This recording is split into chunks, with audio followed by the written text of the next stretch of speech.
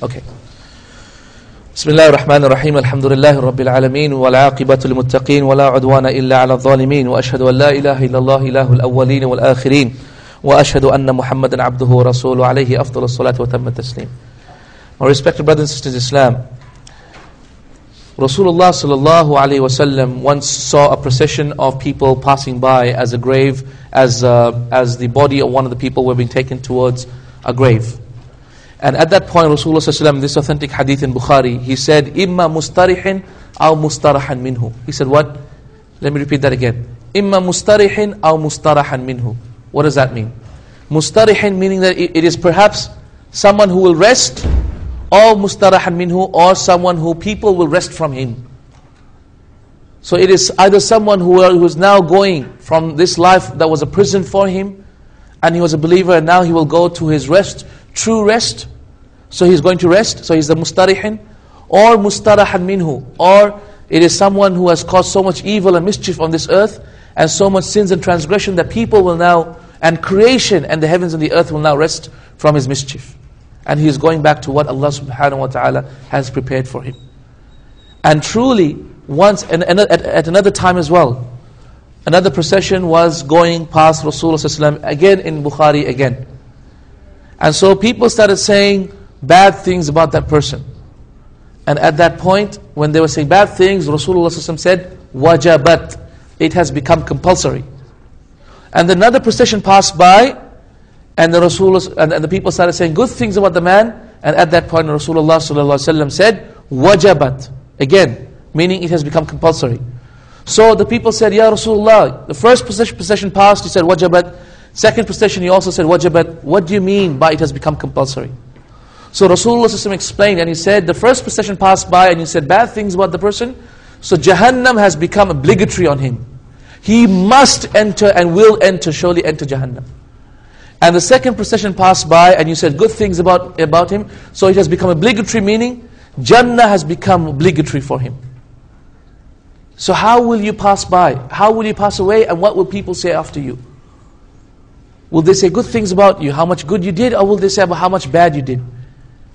Rectify your affairs with people, because truly if they speak bad about you, Jahannam will be obligatory for you. And if they say good things about you, truly Jannah will become obligatory for you. So rectify your affairs before your grave. My friends, the first night in the grave is truly the most important night that we will ever have to have. Why? Because truly this is our hereafter. Because you might be thinking, okay, hereafter we're waiting for the blowing of the horn. Once a group of people came to Rasulullah sallallahu alaihi wasallam, as in the authentic hadith in Muslim, and said, "Ya Rasulullah, mata as-sa'a?" Ya Rasulullah, when is the hour? At that point, Rasulullah sallallahu alaihi wasallam said, "The youngest amongst you will not grow old except that your hereafter will have started already." The youngest amongst you will not grow old except that your hereafter, meaning you would have passed away by then. So your hereafter, as far as you're concerned, don't have to wait for the last hour. Your hereafter will have started already. Because your hereafter is with your death. Do not await the blowing of the horn, it's with your death. As soon as you die, your hereafter will have started already. And once the Prophet ﷺ, as in an authentic hadith again in Bukhari, and this is all reported in the Kitab al-Janaiz of al-Bukhari, the chapter of funeral processions and prayers. In that chapter, Rasulullah ﷺ, he came out of his hut, and he was crying so much that his eyes had become red. And he came to the people, and he said, "Lawla Allah tadafanu." Were it be that you would never bury your dead, La da'awtu Allah liyusmi'akum min adhab al-qabr alladhi asma'. I would have asked Allah to let you hear of the punishment of the grave from what I hear. On that day, as Fathul Bari Ibn Hajar rahimahullah mentions, in this verse, he's saying that on that day, people will be punished so much so that Rasulullah could hear they scream so much that he could not sleep all that night. And he was crying all that night. And as a result, he came out and this is what he said. Ya salam. It is for this reason why a lot of the animals, for example, are the ones who can hear the screams of the people who are being punished. And yet we humans do not hear that scream.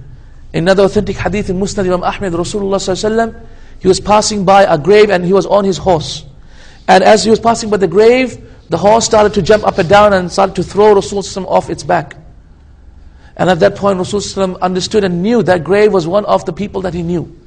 And he started to cry, and at that point he told his companion, said, Ya ikhwani, oh my friends, لِمِثْلِ هَذَا فَأَعِدُّ. For the example of this, prepare yourself. For the example of this, prepare yourself. Do not be in a delusion, people will be punished in the graves. Do not be in a delusion, people can be punished and they will be punished. And we find numerous authentic ahadith of Rasulullah pointing to that. In fact, in the Quran itself is an indication that people will be punished in the grave. As we find in Surah Ghafir, in verse number 45 to 46, Rasulullah sallallahu alayhi wa sallam, Allah subhanahu wa ta'ala says in that Quran, وَحَاقَ بِآلِ فِرْعَوْنَ سُوءَ الْعَذَابِ. And indeed, the terrible punishment has already started for the people of Pharaoh, meaning the army of Pharaoh, the family of Pharaoh that disbelieved along with Pharaoh, with Pharaoh. النَّارُ يُعْرَضُونَ عَلَيْهَا غُدُوٌّ وَعَشِيًّا. Verily the fire is being lit upon them in the morning and at night.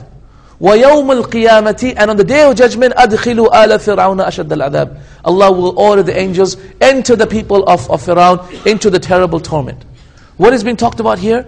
What is the fire that was being referred to before the adhab of the Jahannam on the day of judgment? Obviously it must be the adhab of the barzakh, punishment of the grave.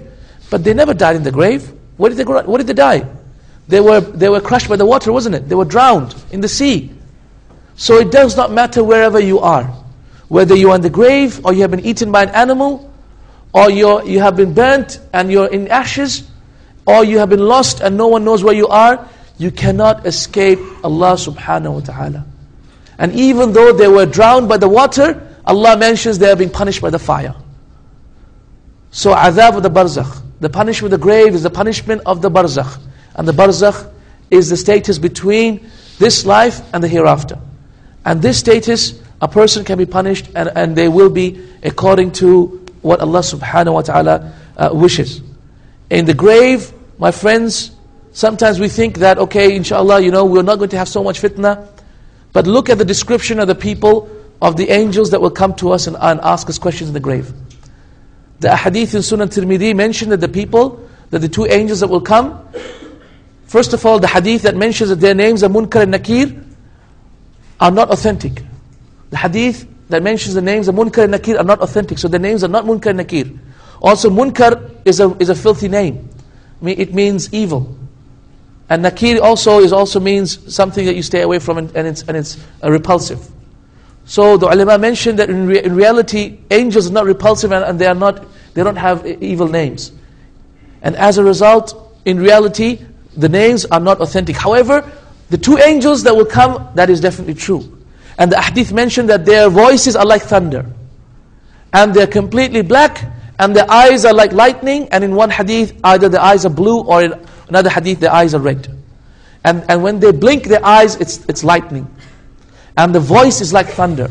And the complexion is completely black, pitch dark. And these are the two angels that will come and question you. How severe is the test going to be in the grave? Well, listen to this. Do you remember the test of the Dajjal? What is the test of the Dajjal?